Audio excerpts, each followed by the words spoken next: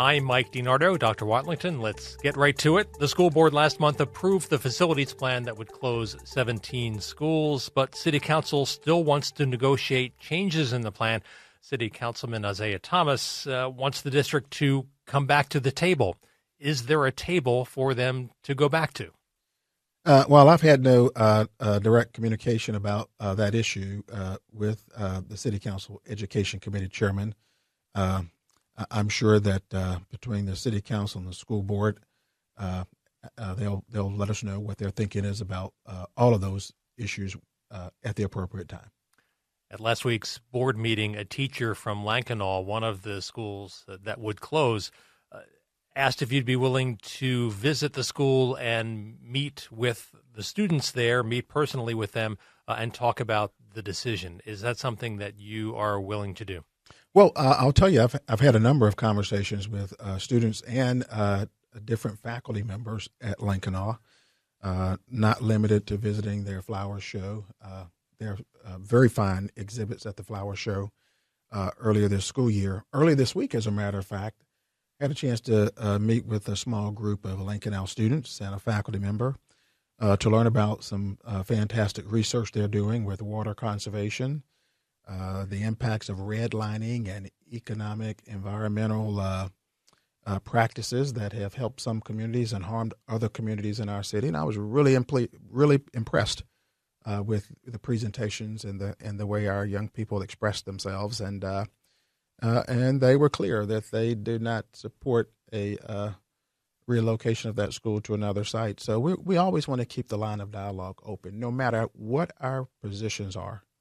Whether we agree or disagree, the administration holds as a premium that we should keep open lines of dialogue. Did the students get what you were telling them about why, the big picture about why they needed to move to another school? Well, I think at the end of the day, it's no secret that we've got more school buildings than we have students to efficiently place in school buildings. I don't think there's any question about that. But I also know that this is a matter of we love our schools, and why would we not love our schools? And so I think this is a situation where many groups, adults and students, perhaps understand the issue, but have very strong opinions, but not my school. And I certainly understand that. At last week's school board meeting, you also took a moment to talk about the Harvard-Stanford study that had Philadelphia at the top of the list among the big cities when it comes to post-pandemic recovery. Tell us about that study and how significant is that growth? Yes, well, it's significant, not just because Harvard and Stanford University researchers completed the study. This is the second national study to be conducted on student learning in public schools across the United States of America since all schools in all 50 states shut down in March of 2020.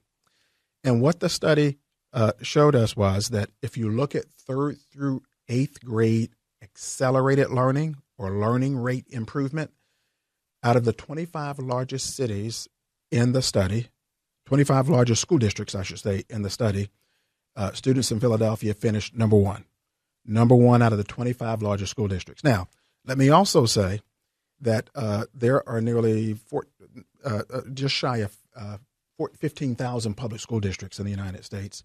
There were 8,147 school districts as a part of this study. So the majority of the public school districts were in this study. The largest school district in the largest city in the United States was not included. The New York Department of New York was not included. That notwithstanding, to be number one in learning rate improvement in grades 3 through 8 is really significant. Number one. Number two, we're making faster growth in 3rd through 8th grade math than 3rd through 8th grade reading. Stay tuned. We're keeping our foot on the gas. We're going to get there in reading too, although we've had a 3.3 percentage point increase in 3rd grade reading over the past 3 years. And then finally, I want to note, sir, that our students outperformed similar urban situated students in Pennsylvania.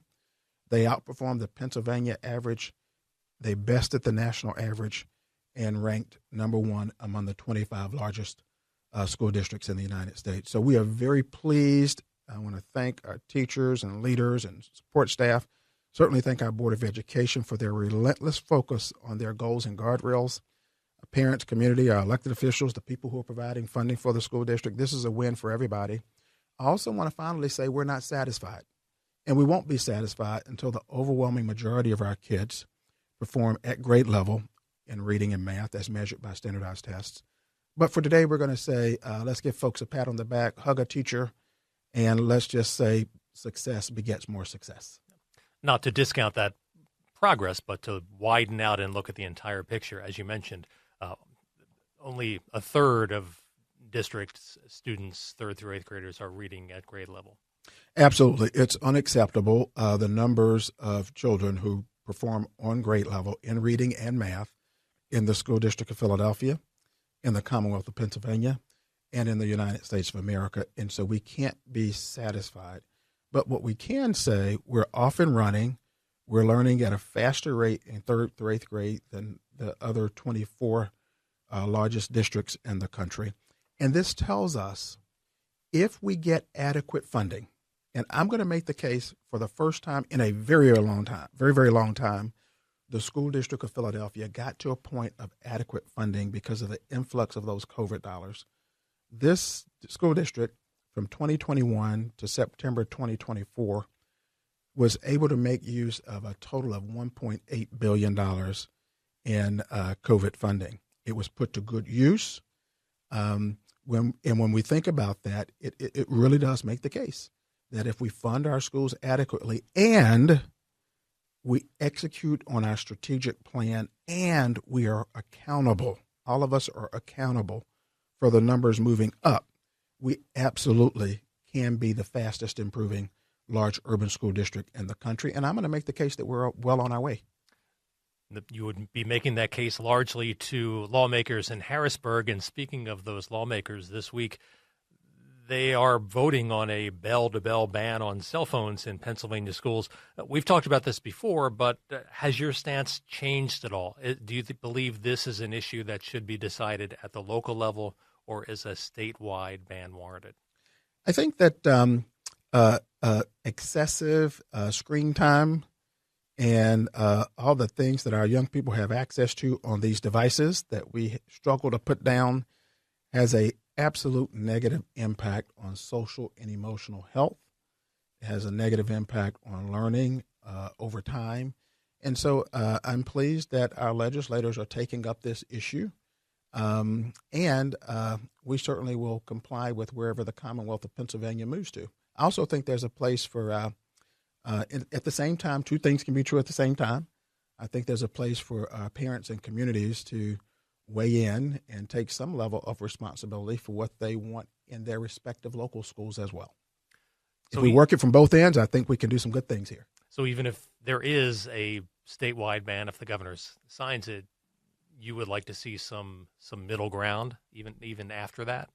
I think what needs to happen is that we have to have strong commitment to action, not just by the General Assembly of Pennsylvania, but also by our parents and guardians. All of us can ask our children to put their devices down.